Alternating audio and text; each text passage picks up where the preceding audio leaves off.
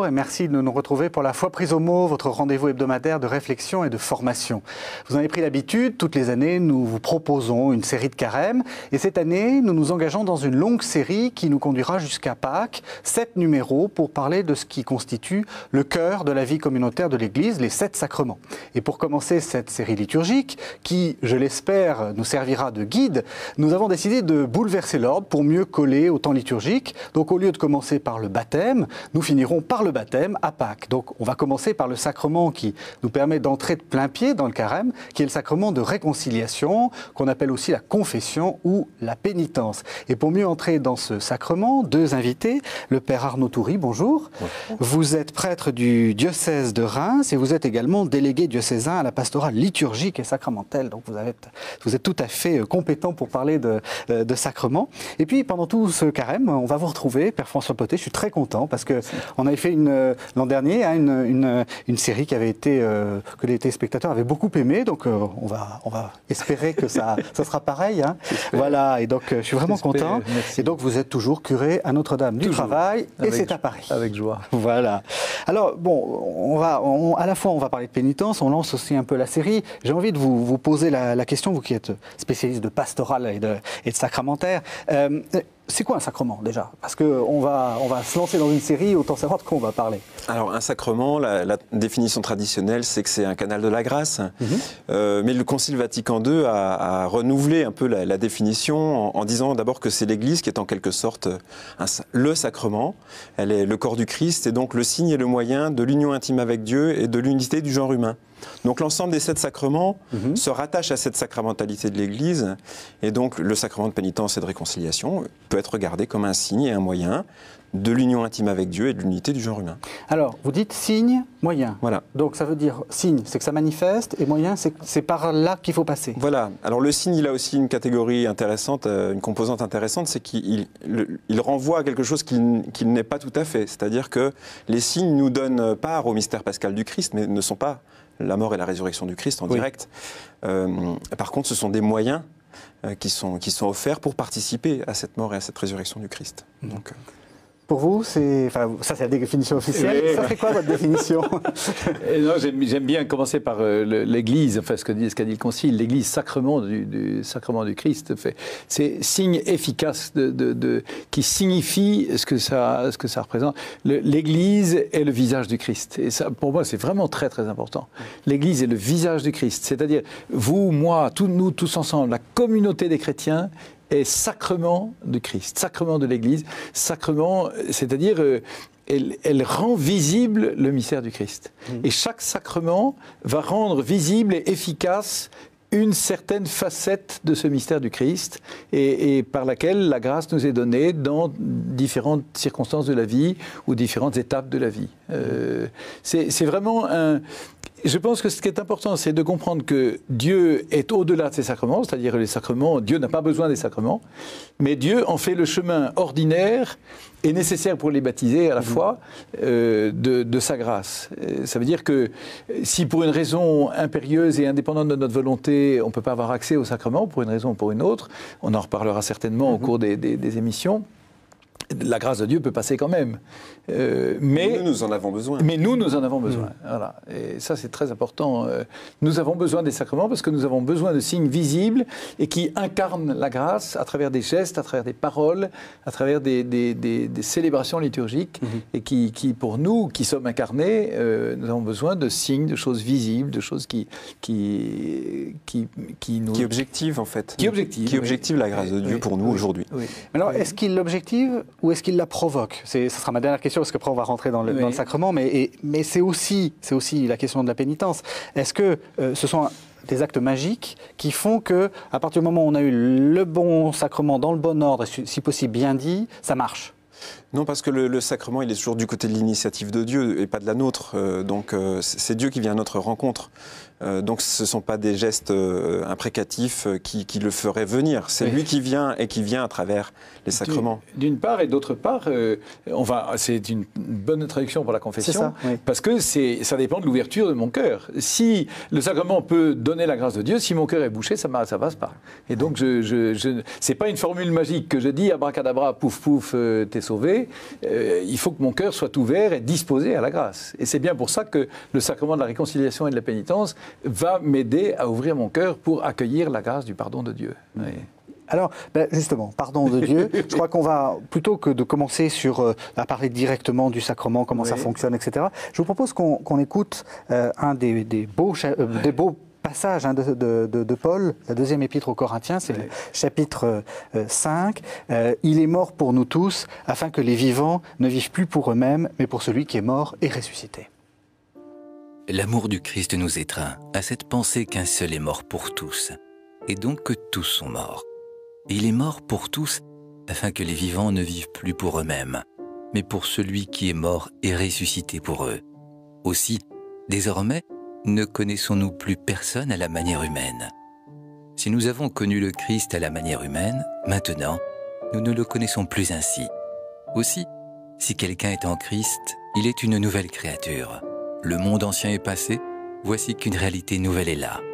Tout vient de Dieu, qui nous a réconciliés avec lui par le Christ et nous a confié le ministère de la réconciliation. Car de toute façon, c'était Dieu qui, en Christ, réconciliait le monde avec lui-même, ne mettant pas leurs fautes au compte des hommes et mettant en nous la parole de réconciliation. C'est au nom du Christ que nous sommes en ambassade.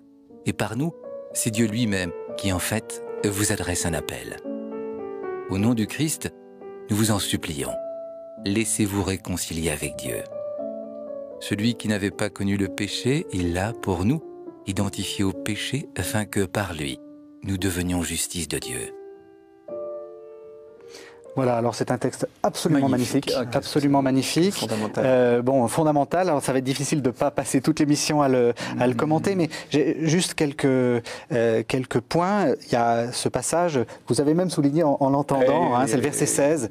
Si nous avons connu le Christ à la manière humaine, maintenant nous ne le connaissons plus ainsi. C'est-à-dire, le sacrement me fait pénétrer dans une connaissance nouvelle du Christ. C'est le Christ lui-même qui se révèle, qui se fait connaître, et qui se fait connaître par un moyen qui n'est plus humain. C'est-à-dire, c'est une connaissance divine. Vraiment, j'entre dans une connaissance qui n'est plus humaine.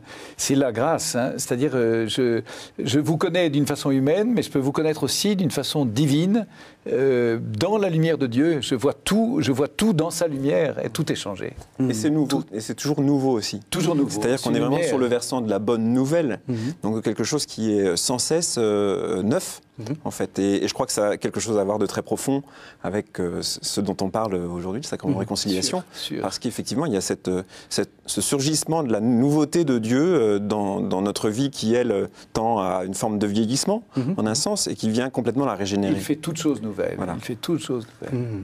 Alors, il y a une petite difficulté quand on lit le verset 18. Tout vient de Dieu qui nous a réconciliés avec lui par le Christ. Et puis après, il va dire, laissez-vous réconcilier. Alors, le pardon, il est là ou il n'est pas là? Et s'il est là, pourquoi est-ce qu'on aurait besoin de sacrements, de réconciliation répétée?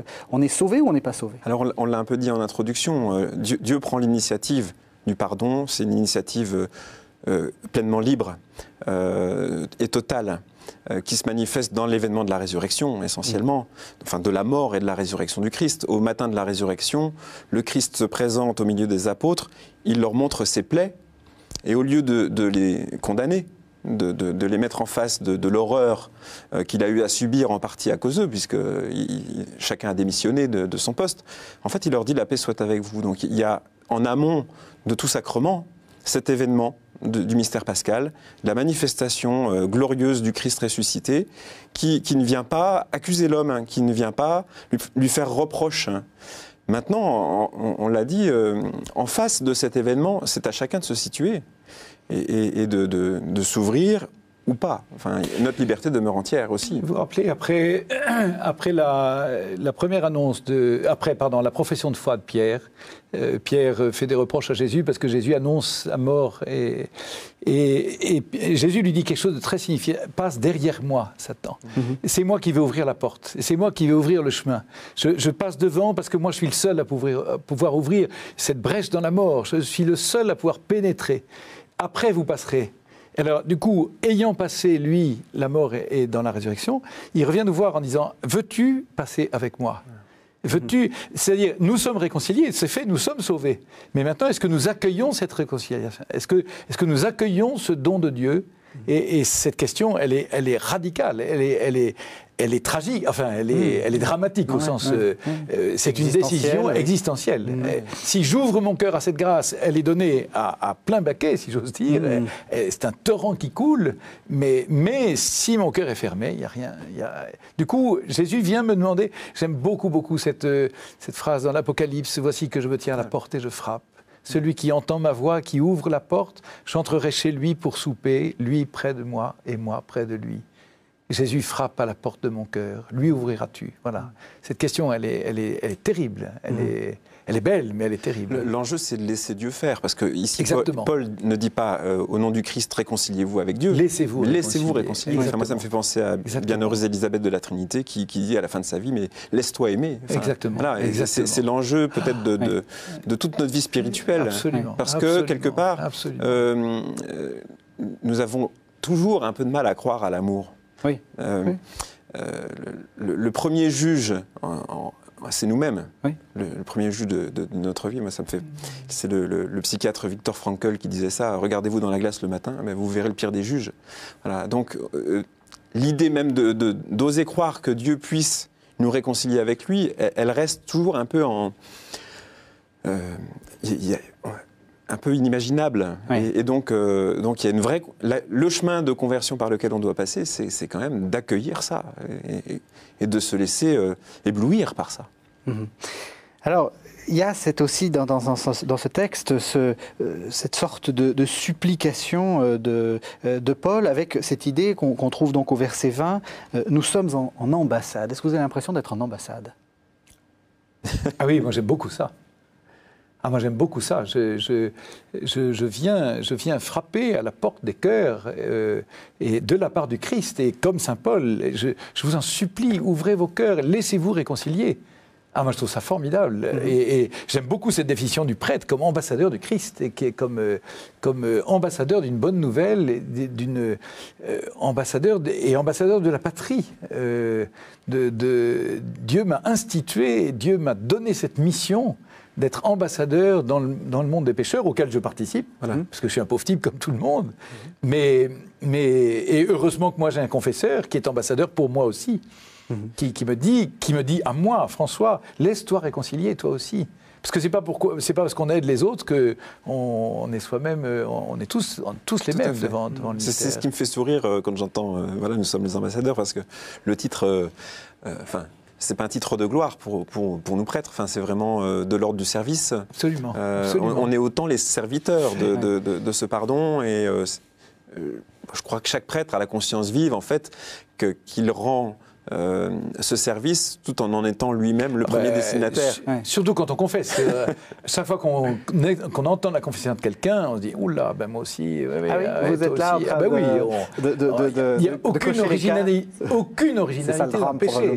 Aucune originalité dans le péché. Et ce qui change, au fond, c'est les circonstances. Moi, il y a des péchés que je n'ai pas faits parce que je n'ai pas eu l'occasion. Et puis il y a des péchés que je fais parce que je suis dedans et devant l'occasion. Mais c'est pour ça que le prêtre, j'aime bien dire ça au début d'une émission comme celle-là, le prêtre n'a pas l'ombre d'un désir de jugement de la personne qui vient, parce que oh là là, qu'est-ce qu'il va penser, mais mon pauvre vieux, qu'est-ce qu'il va penser? Il pense qu'il est vraiment pareil que toi. Et que effectivement, il y a des péchés que tu as fait que lui n'a pas fait, parce qu'il n'a pas eu les mêmes circonstances et les mêmes occasions. Mais peut-être qu'il a fait pire que toi dans certaines circonstances. Ce qui est très beau dans le même sens, c'est que lorsqu'on entend quelqu'un en confession, on assiste au travail de la grâce aussi dans son cœur. Et qu'en fait, pour nous sommes témoins de ça. En fait, on voit l'Esprit Saint qui frapper ou sourdre. De temps en temps, je me dis que on se confesserait bien, si tout le monde pouvait confesser, ce serait formidable. Parce que quand on confesse, étant prêtre, on prend conscience beaucoup plus sans doute de la puissance de la grâce et de la puissance de l'amour de Dieu qui vient... Ah oui.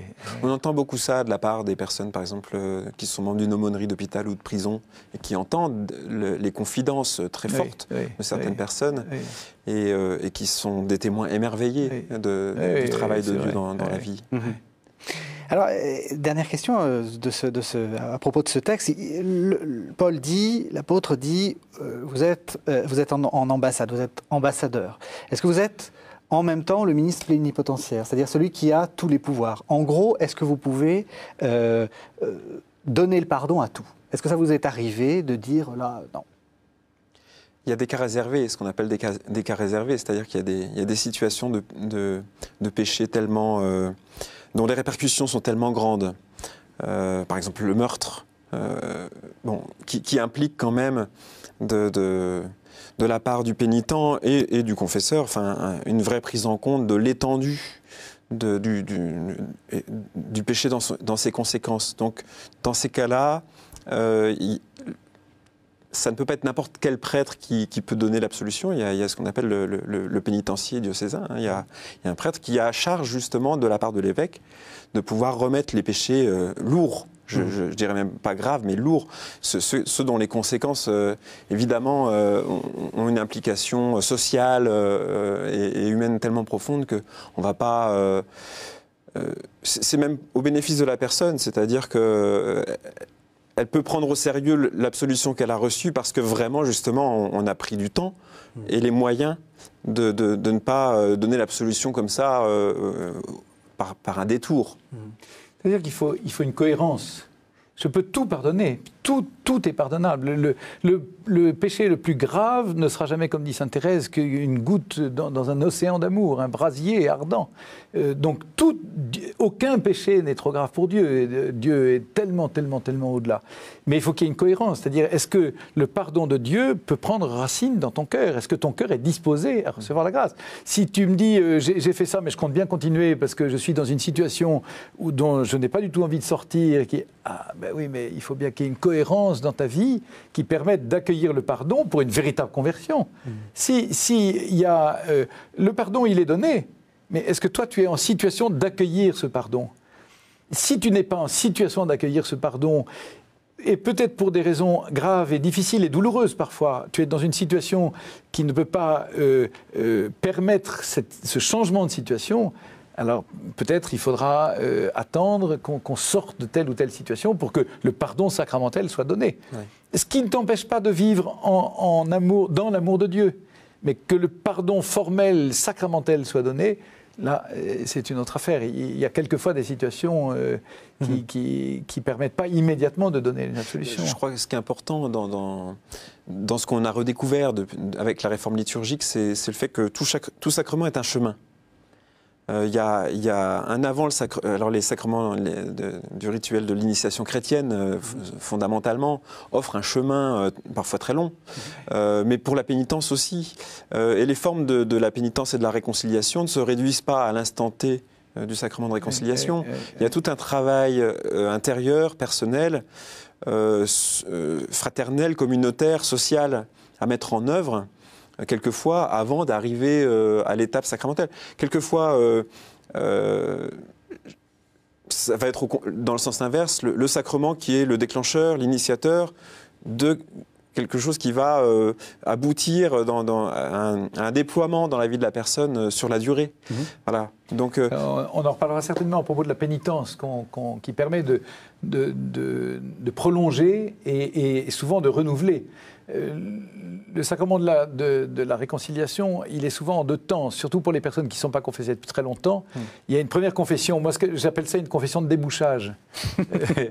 Il y a un bouchon qui bloque le siphon, le lavabo ne se vide plus, ça passe plus. Parce que si on épluche, c'est pas forcément la peine de le faire, mais si on épluche, on trouve toujours un sparadrap, une aiguille, une épingle à cheveux, un truc. Il y a un péché qui a bloqué tout, puis tout s'est t'entoupiner autour. Il faut faire une confession de débouchage. Et, paf, moi, je donne une absolution.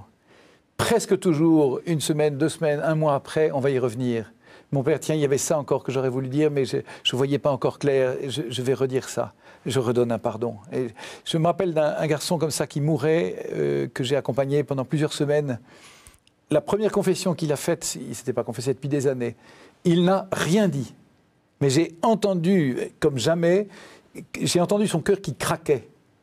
J'étais un peu culotté, mais je lui ai dit, je te pardonne tous tes péchés au nom du Père et du Fils et du Saint-Esprit. Je lui ai donné la communion. Il a communié avec une ferveur invraisemblable. Et tous les soirs, quand je venais le voir, il me disait, mon père, j'ai repensé ça dans la journée. Et il y avait une bulle qui remontait. Je lui donnais l'absolution et la communion. Et au bout du compte, il est mort comme un saint, parce qu'il est mort, tout était remonté, je n'ai jamais posé la moindre question. Et j'ai laissé le cœur s'ouvrir. Et vous savez, à celui qui a, il recevra encore. À celui qui n'a pas, on lui enlèvera même ce qu'il a. Celui qui a, c'est cette ouverture. La petite lumière qui est entrée par la première fente a fait son œuvre. Du coup, ça s'ouvre un peu plus, un peu plus, un peu plus, un peu plus. Et finalement, le cœur est totalement ouvert. Et la grâce peut entrer, pénétrer. Le torrent de la miséricorde a traversé le cœur. Et tout est propre, lavé, comme un sous-neuf. Alors je vous propose qu'on entre justement dans le déroulement de ce sacrement et on va écouter un extrait de l'exhortation apostolique post-synodale Reconciliatio et Penitentia, donc réconciliation et pénitence, c'est le paragraphe 31, ça date du 2 décembre 1984. Selon la conception la plus ancienne de la tradition, ce sacrement est une sorte d'action judiciaire.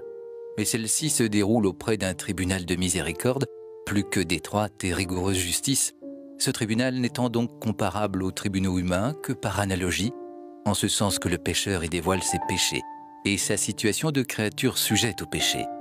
Et ce pécheur s'engage à renoncer au péché et à le combattre, il accepte la peine, la pénitence sacramentelle que le confesseur lui impose et il reçoit l'absolution de ses fautes. Mais en réfléchissant sur la fonction de ce sacrement, la conscience de l'Église y voit, en plus du caractère judiciaire dans le sens déjà évoqué, un aspect thérapeutique ou médicinal. Et ceci se rattache au fait de la présentation du Christ comme médecin fréquent dans l'Évangile, son œuvre rédemptrice étant d'ailleurs souvent appelée, depuis l'Antiquité chrétienne, remède de salut. « Je veux soigner et non accuser », disait saint Augustin en se référant à l'exercice de la pastorale pénitentielle. Et c'est grâce au remède de la conversion que l'expérience du péché ne dégénère pas en désespoir.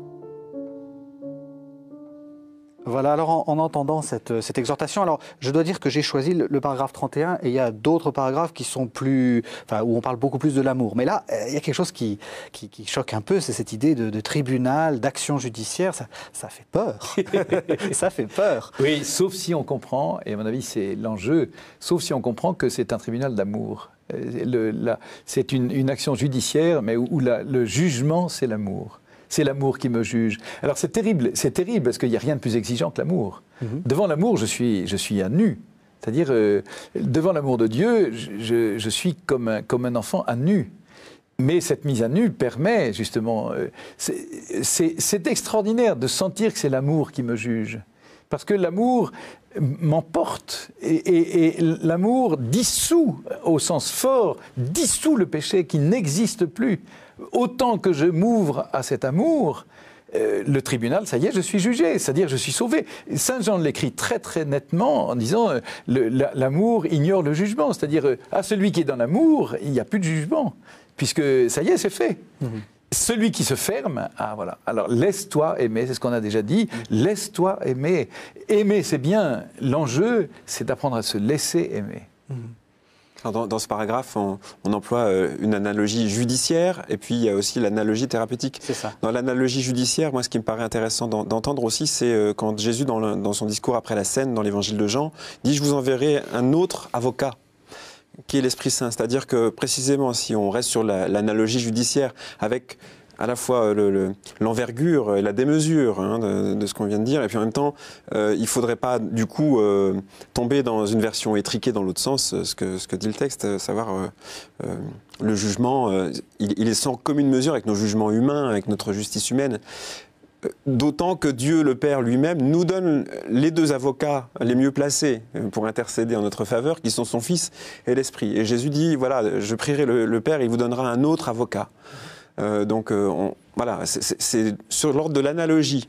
Peut-être que ça peut nous aider aussi à entrer dans la dimension trinitaire du sacrement de réconciliation qu'on retrouve dans la formule d'absolution, on en parlera tout à l'heure, mais dans le fait qu'effectivement c'est la vie divine en fait, que le Père veut nous communiquer à travers le sacrement. Et donc, il prend tous les moyens. Il sort le grand jeu. Hein. Alors, l'autre analogie, qui est l'analogie thérapeutique, c'est celle de Jésus qui dit, qui répond aux pharisiens, ce ne sont pas les bien portants qui ont besoin du médecin, mais les malades. Je ne suis pas venu appeler les justes, mais les pécheurs. Moi, j'aime beaucoup cette analogie. Je suis un ancien infirmier. Hein, donc, quand on a la varicelle, le symptôme, c'est des boutons. Hein. Mais la maladie, c'est pas des boutons, c'est un virus, c'est-à-dire que c'est quelque chose qui est beaucoup plus intime, qui affecte tout l'être, pas seulement la peau. Donc le péché, quand on va aller se confesser, évidemment, on peut aller montrer les boutons les plus purulents, parce que c'est les plus caractéristiques, et effectivement le médecin va dire, bah oui, je crois que vous avez la varicelle, madame. mais sur le fond, là aussi, il ne faudrait pas en rester à la surface, hein. C'est-à-dire que l'aveu des péchés, on va y revenir, n'est pas l'épicentre du sacrement de réconciliation. C'est vraiment, ça se passe au plus intime de l'être, à ce lieu où Dieu habite en nous, finalement. Alors il y a deux formes. Il y a une forme personnelle qu'on pourrait appeler une sorte de confession individuelle, et puis il y a une forme plus collective qu'on appelle souvent célébration pénitentielle. Voilà. Comment est-ce qu'on peut articuler les deux? C'est-à-dire avantages et inconvénients, et puis est-ce que ça marche pareil? Alors la dimension collective, c'est vraiment ce que le Concile a souhaité. Pas sur le mode de l'absolution collective, hein, mais en disant, pendant des siècles, on a tellement mis l'accent sur la confession individuelle qu'on en est presque venu à penser que le péché, c'était entre une personne et Dieu. Hein. Alors, il y avait le prêtre qui était là comme ministre, mais en gros, voilà.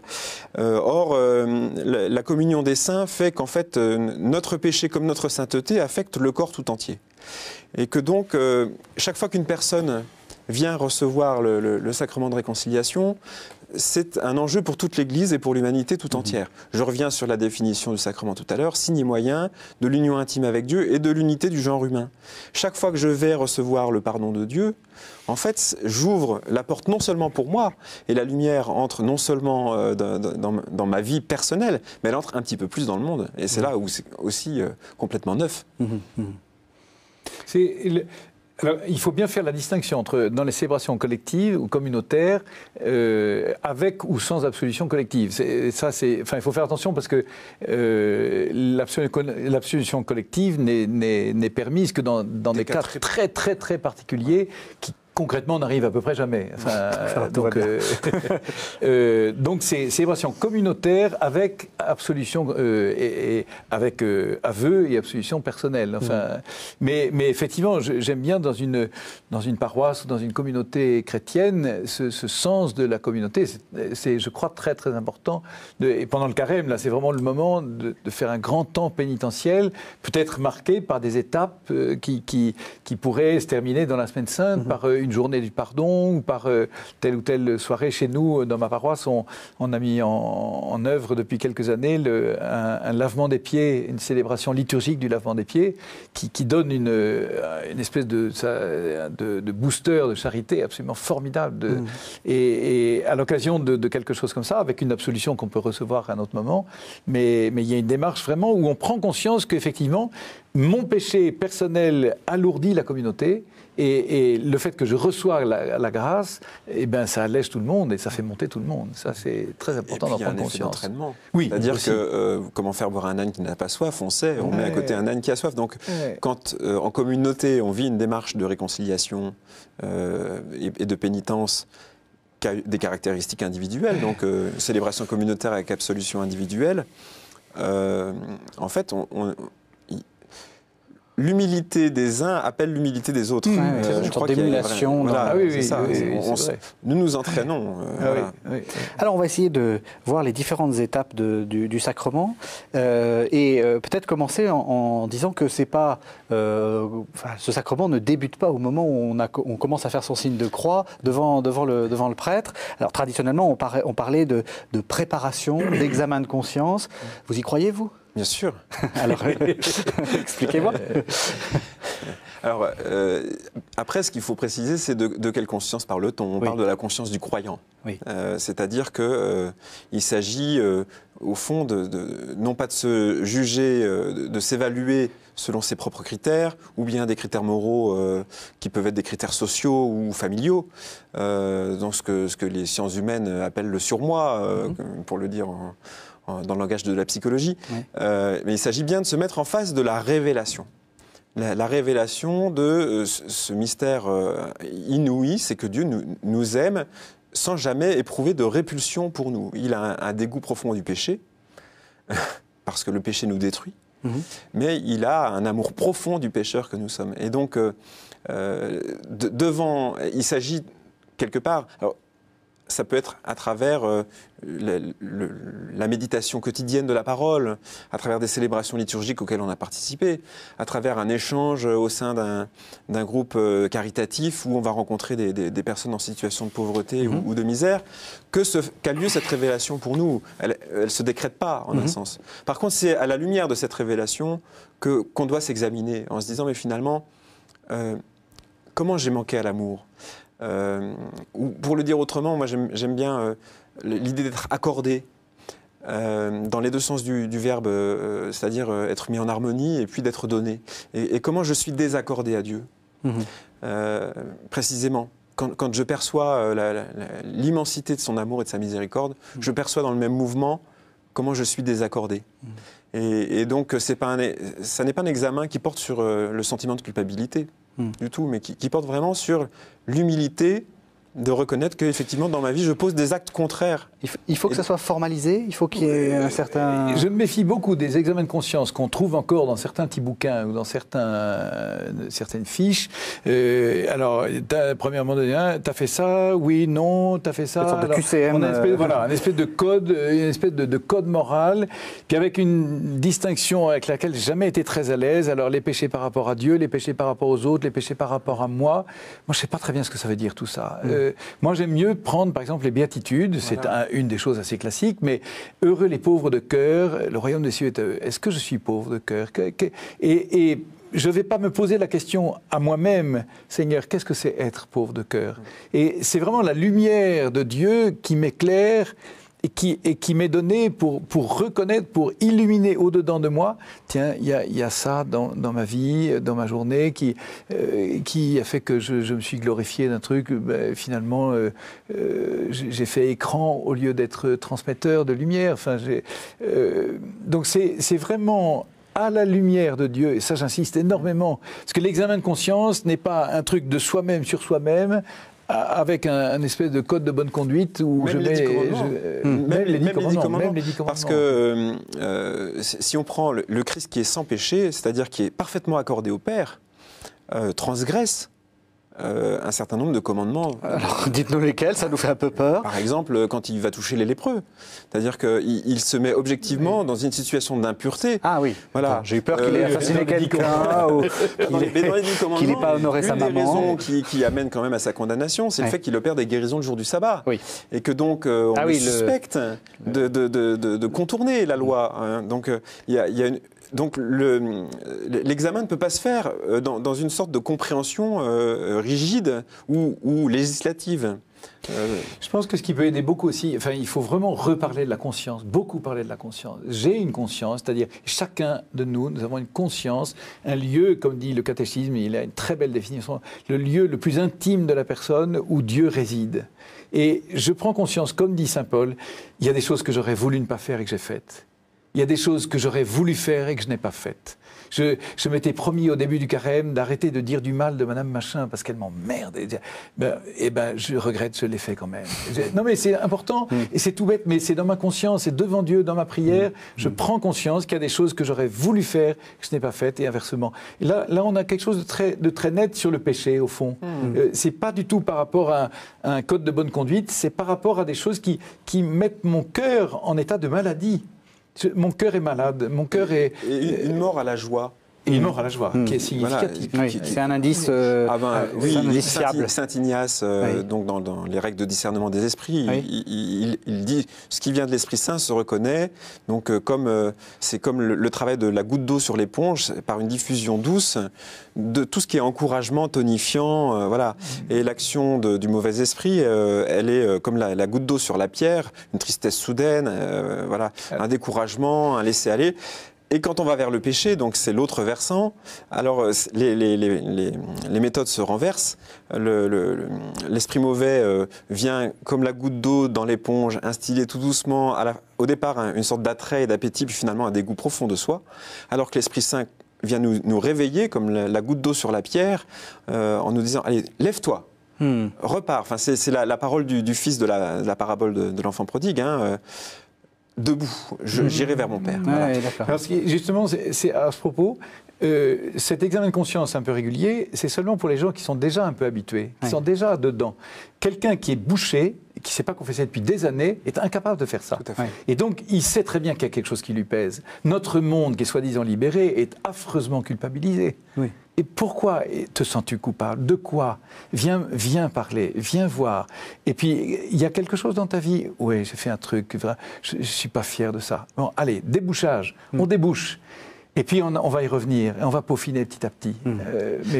C'est-à-dire que ce qui s'opère aussi, c'est la prise de conscience du péché, et non plus de la faute, ou des errements, c'est-à-dire que le péché est une catégorie profondément spirituelle.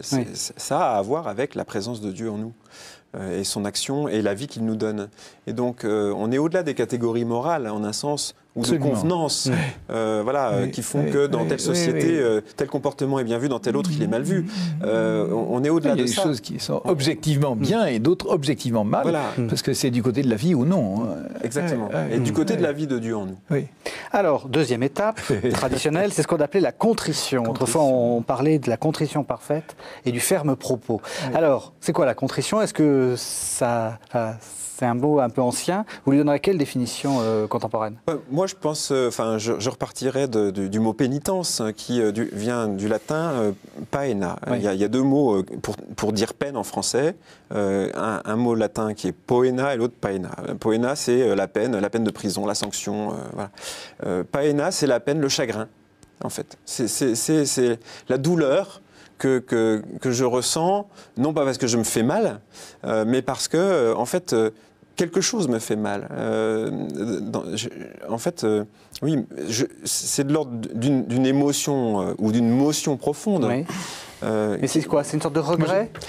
Pas vraiment, pas d'abord. De tristesse? Je pense que c'est vraiment la prise de conscience intime que je me suis coupé de la joie d'être enfant de Dieu. Moi, je mettrais le premier degré de la contrition, c'est je prends conscience que j'ai fait un truc qui n'est pas bien. Et j'ai un peu honte. J'ai honte de ce que j'ai fait. Le pape l'a rappelé il n'y a pas longtemps dans sa catéchèse sur les sacrements. Et il dit, cette honte, il ne faut pas la chasser, elle est bonne, parce qu'elle me fait prendre conscience aussi qu'il y a un truc qui n'est pas normal. J'ai fait un truc qui n'est pas bien. Bon, ça c'est une contrition imparfaite, mais qui est le premier degré, qui est important, parce que je prends conscience qu'il y a une situation dans laquelle je me suis mise, dont il faudrait que je sorte. Puis deuxième degré de contrition, où on va toucher une contrition plus parfaite, je prends conscience que j'ai offensé l'amour. Et que j'ai contredit l'amour. Et là, je suis plus sur moi, je suis vraiment devant l'amour, et je dis, ben oui Seigneur, je suis un pauvre type. Et viens Seigneur réparer ce que moi je ne peux pas réparer tout seul. Et j'ai offensé l'amour, et là il y a une contrition parfaite qui prend conscience de cette offense dont je suis responsable, et dont seul l'amour de Dieu peut me relever. Alors, en même temps, il ne faut pas se disséquer, c'est clair. Enfin, le versant de la honte, il a un inconvénient, c'est que souvent il est le revers de notre volonté de puissance aussi. C'est-à-dire que je ne suis pas arrivé à être aussi bien que ce que je voulais. Je vais en reparler dans l'aveu. Enfin, on va y arriver. Que finalement, dans le versant j'ai manqué à l'amour, on peut être... C'est pas forcément quelque chose de l'ordre du sentiment. Ça peut être de l'ordre d'une lumière de l'intelligence. Par exemple, il y a des catégories de péchés où les gens sont rarement culpabilisés, qui concernent l'argent, l'orgueil, ou justement, quelque part, comme il y a une certaine réussite de l'image de soi, on n'éprouve pas la honte. Par contre, l'examen de conscience face à la révélation de l'amour de Dieu peut amener tout d'un coup à être intérieurement complètement estomaqué par le fait que oui, j'ai pu me laisser aller à ce point dans cette dérive. Et donc on n'est pas du tout sur un versant sentimental dans ce cas-là. Alors j'avance puisqu'on arrive à la fin bientôt à la fin de l'émission. Donc on a dit examen de conscience, contrition, aveu. Alors pourquoi est-ce qu'on a besoin de le dire? Parce que j'allais dire à la limite la contrition c'est déjà pas si mal. C'est tellement important d'avouer. Ça y est, mon père, j'ai enfin avoué à Brigitte que je l'aimais. Dans ce cas-là, ça va. Mais oui, mais j'ai besoin de le dire. J'ai enfin avoué à Brigitte que je l'ai trompé. Est-ce que c'est... Je ne vais pas forcément le dire à Brigitte, d'ailleurs. Enfin, je ne suis pas sûr. Non, mais vous voyez ce que je veux dire. Oui, mais j'ai besoin de dire, il faut verbaliser quelque chose. Je ne prends conscience de quelque chose vraiment que quand j'ai dit quelque chose. Il faut que je verbalise la chose. Tant que je me suis confessé au-dedans de moi, j'y vois pas encore clair. Oui, mon père, je demande pardon parce que et parce que. Là, il y a quelque chose qui est objectif. Et quand je suis tout seul, il y a des trucs qui sont des taupinières que je vais prendre pour des grandes montagnes, et des trucs qui sont des grandes montagnes que je vais prendre pour des taupinières. Je ne vois pas clair, moi, tout seul. On fait tourner son bouillon. Hein, oui. Et quand je suis devant un prêtre, voilà, mon père, ce que j'ai fait, concrètement. Bon, et je demande pardon pour ça. Ça change toute la perspective. Parce que je crois que la verbalisation est très très importante. Moi, je suis un homme, j'ai besoin de dire quelque chose. Une maman avec son enfant, elle voit bien qu'il y a quelque chose. Et elle attend, elle aide son enfant à dire la chose. Et c'est quand l'enfant a dit qu'il est libéré. L'aveu libère. L'aveu aussi bien de l'amour que de la faute. L'aveu, d'ailleurs, c'est d'abord un aveu, la confession de l'amour. Moi, je dis toujours en ouvrant la confession que le Seigneur soit sur vos lèvres pour que vous puissiez confesser son amour et aussi confesser vos péchés. Mais c'est ce sur quoi insiste le rituel du sacrement de pénitence et de réconciliation, qui précise bien. Donc, il s'agit tout autant de confesser l'amour de Dieu que notre péché. Absolument, c'est très important. Très important ça. Et le mot confession prend tout son sens. C'est-à-dire qu'il est profession de foi. On parle de la confession de la foi. Voilà. Les confesseurs de la foi. Et la confession en tant que telle, c'est je dis l'amour de Dieu et dans cet amour de Dieu, je découvre mon péché. Et aussi parce que le Christ est la parole du Père pour moi. Et que donc, c'est pas parole contre parole, mais parole avec parole. Enfin, j'entre en dialogue avec cette parole d'amour. Sinon, je vais rester dans du fantasme. Le fantasme d'un Dieu à ma mesure, ou au contraire le fantasme d'un péché à ma démesure. Or, la parole vient nous dire que le péché, de toute façon, devant l'immensité de la miséricorde, il ne fait pas le poids. Il y a beaucoup de choses à dire sur l'aveu. Et il ne reste plus que 9 minutes. Mais dans l'aveu, on entend encore régulièrement la formule « je m'accuse de… » Et moi, j'arrête tout de suite, toujours. Arrêtez de vous accuser, c'est Satan qui accuse. Exactement. Dieu n'accuse pas, jamais. Et pourquoi vous accusez? Ah, mais mon père, je suis le plus grand des pécheurs. Mais n'ajoutez pas un péché d'orgueil à tous les autres. Vous êtes un pécheur très ordinaire. Vous êtes un pécheur très ordinaire. Des années de confessionnal en province, ça vous... Mais oui, mais ça vous rend... Mais arrêtez de vous accuser. C'est Satan qui accuse. Et c'est très important. Satan accuse. Regarde ce que tu as fait. C'est pas bien ce que tu as fait. Bon. Et Dieu est toujours les mains tendues. Sa miséricorde vient. N'aie pas peur. Moi, je t'aime. Et je t'aime du même amour avant le péché et après le péché. C'est le même amour. Et donc, ouvre-toi à cet amour. Au fond, on est toujours devant Adam qui s'est planqué dans le buisson parce qu'il avait honte. Oui. Et comment Dieu va faire pour le faire sortir de son buisson ? Et bien Dieu se met à nu, le Christ est nu sur la croix, et il vient, nudité sur nudité, pour dire, regarde, moi je suis nu aussi. Et n'aie pas peur de ta nudité. Je te regarde avec un regard qui t'habille de tendresse. Et alors là, je suis sauvé. C'est pour ça que arrêtez de dire je m'accuse. Dites, mon Père, je demande pardon parce que oui. D'accord. Tout à fait. On arrête l'accusation. Alors c'est là où vous allez intervenir plus, parce qu'une fois qu'ils ont fait tout le travail, c'est à vous de commencer. La pénitence. Alors moi je suis assez curieux, c'est peut-être une question d'enseignant, mais comment est-ce qu'on choisit sa pénitence ? En gros, comment est-ce qu'on fait quand on est prêtre en se disant, je lui donne plutôt ça ou plutôt... D'abord on est sur le motif du remède. Oui. Je crois qu'il s'agit d'ouvrir un chemin. Quelquefois, plus la personne va être justement dans une sorte d'autoculpabilité, plus il faut que la pénitence soit légère, en un sens, pour lui donner de gambader. À l'inverse, quelqu'un qui n'aura absolument, j'ai envie de dire, ou exprimer très peu le fait qu'il perçoit que son péché, en fait, l'enfonce. Et le couple de ses frères et de Dieu, peut-être que là, il faut davantage lui dire, comme chemin, voilà, je vous invite à mettre le paquet. Voilà. D'accord. Très très variées les pénitences. Moi j'aime bien varier. Il y a les pénitences qui sont des prières. Moi j'aime beaucoup la prière des psaumes. Donc on peut lire un psaume de joie pour quelqu'un qui est plutôt triste, un psaume de gravité pour quelqu'un qui est un peu léger. On peut donner un psaume qui donne une couleur particulière au pardon. Ou bien un service, une épouse qui... votre pénitence, ce sera le geste de tendresse que vous donnerez à votre époux ce soir, que la Sainte Vierge va vous inspirer.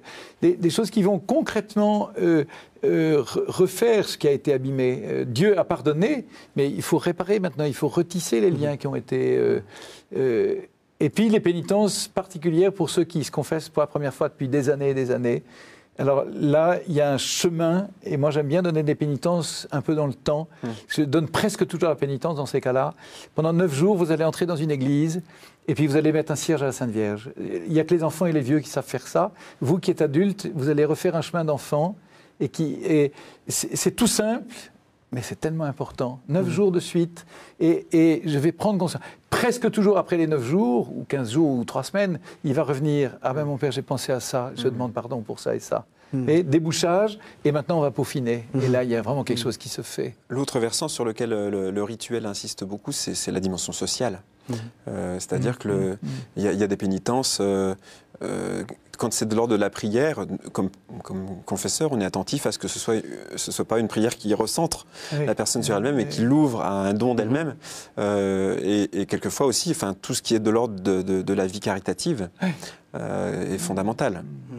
Que ce soit dans des partages de moyens ou de temps. Le lien entre justement la pénitence et je cherche le mot, l'absolution que vous allez donner. Est-ce que l'une est conditionnée à l'autre ? Comment est-ce qu'il faut le vivre ? En gros, j'ai pas l'absolution totale tant que j'ai pas fait ça, ou est-ce que c'est de l'ordre du... Non, la pénitence, c'est un complément qui vous permet d'exprimer... La pénitence, c'est le geste par lequel je vais dire à Dieu le désir que j'ai de me convertir vraiment. Et par lequel je veux réparer. Alors, c'est très symbolique en même temps. Oui. Mais c'est quelque chose qui est important parce que c'est ce qui me permet d'exprimer. C'est pour ça qu'il ne faut pas que les pénitences soient infaisables et que les pénitences soient disproportionnées. Il y a des choses que je ne peux pas réparer autrement. Enfin, c'est l'amour de Dieu qui répare de toute manière. Tout à fait. Mais il faut que j'exprime ce désir que j'ai d'accueillir cette grâce. Et ça vous arrive de donner des pénitences, justement, entre guillemets, de réparation, pour dire, je ne sais pas, vous avez fait quelque chose de mal à quelqu'un, aller demander pardon, des choses comme ça. Ça vous arrive ou vous évitez ? On le fait toujours avec délicatesse, mais quelquefois, quand il s'agit, par exemple, de vol, la somme qui a été prise, elle manque à la personne à laquelle elle a été prise. Si on peut trouver un moyen de la lui rendre, ça serait plutôt bien. Très concrètement. Alors, il faut trouver les formes. J'ai cassé la réputation de quelqu'un dans une conversation. il faut que je me débrouille. Et c'est pas forcément la pénitence en tant que telle, mais dans le petit baratin qu'on va faire dans la confession, est-ce que dans les conversations qui vont venir, on pourrait reglisser quelque chose en disant j'ai laissé dire l'autre jour quelque chose, ou j'ai dit moi-même quelque chose qui est fausse, et il faut rétablir la vérité, il faut rétablir... Je crois que c'est aussi aider la personne à cultiver cet esprit de pénitence. Enfin, la pénitence ne se réduit pas à la pénitence donnée par le confesseur dans le sacrement de réconciliation. C'est l'esprit de la vie chrétienne. Les franciscains, c'est l'ordre de la pénitence. C'est-à-dire qu'il s'agit justement, quelque part, de quitter toutes ces impasses et ces chemins de traverse pour se remettre dans le chemin à la suite du Christ. Donc c'est quelque chose qui est à reprendre sans cesse. Évidemment, comme on écoute et qu'on entend ce que la personne nous dit, on peut l'aider à repérer finalement comment rejoindre ce chemin. Dernière étape, puisqu'on arrive à la fin de l'émission, vraiment, l'absolution. Alors, que dit le rituel et qu'est-ce que ça signifie en fait? Alors, l'absolution, elle manifeste vraiment la dimension trinitaire du don qui est fait. Que Dieu notre Père vous montre sa miséricorde par la mort et la résurrection du Christ, donc dans l'événement pascal dans lequel vous avez été plongé par votre baptême, par la mort et la résurrection du Christ, il a réconcilié le monde avec lui. Donc ce qu'on a dit au départ, c'est-à-dire la révélation de la folie d'amour de Dieu pour l'humanité. Et on poursuit donc en demandant à l'Esprit Saint de venir manifester la grâce. Et au nom du Père et du Fils et du Saint-Esprit, moi je pardonne vos péchés. Voilà. Par le ministère de l'Église aussi, c'est aussi très... C'est très important l'absolution, parce que justement, pour les gens qui croient pouvoir se confesser tout seul avec Dieu, mais qui va te dire « je te pardonne tes péchés » Et entendre un prêtre, même si c'est un pauvre type, tous les prêtres sont des pauvres types, mais te dire et que tu vas entendre « je te pardonne tes péchés au nom du Père et du Fils et du Saint-Esprit », ça y est, je suis libre. Le péché n'existe plus. J'ai souvent pensé, je le pense très souvent, le prêtre est une poubelle et un robinet. Une poubelle pour recevoir tous les déchets et un robinet pour faire couler la grâce. Et dans la confession, c'est très net. Je reçois toutes les horreurs du monde et c'est dissous, broyé dans le brasier ardent d'amour. Puis la grâce coule et tu es un homme neuf. Va, lève-toi. J'ai un confesseur qui me dit toujours, François, levons-nous pour célébrer le pardon. C'est un sacrement qui nous met dans la résurrection. Tout à fait. Et je trouve ça très très beau. Je trouve ça très très beau. Et va trouver tes frères. Et va trouver tes frères. C'est un peu comme à Marie-Madeleine, quoi. Va trouver mes frères et leur dire. Et prie pour moi, qui reste pécheur. Très bien. Donc c'est la démarche qu'on peut conseiller à nos téléspectateurs pour le carême. Voilà, on entre dans le carême. Là, il y a 6 semaines devant nous pour entrer dans cette grande démarche jusqu'à la résurrection et la rénovation des promesses du baptême qui nous renouvelle totalement. Alors pour nous aider, vous avez écrit plusieurs choses, Père Toury. D'abord, il y a un très beau album de Fêtes et Saisons, alors qu'il y a un titre qui fait un peu peur, Mystagogie, mais qui en fait est justement pour apprendre à vivre les sacrements comme expérience. Voilà, savourer ce qu'on reçoit dans les sacrements. Voilà, et donc en particulier là dans le sacrement de l'Eucharistie. Ça vient de sortir. C'est sorti tout récemment. Et puis sinon, vous nous avez recommandé une revue dans laquelle vous participez, la revue Célébrer. Donc c'est la revue de liturgie de liturgie et des sacrements des évêques de France. Des évêques de France, tout à fait. Voilà, donc c'est un bon conseil pour le carême. Merci à tous les deux de nous avoir fait découvrir ce sacrement, d'avoir lancé la série. Merci à vous de nous avoir suivis. Vous pouvez retrouver cette émission et même la re-regarder plusieurs fois sur www.ktotv.com. Merci de nous avoir suivis. À la semaine prochaine. Merci. Merci.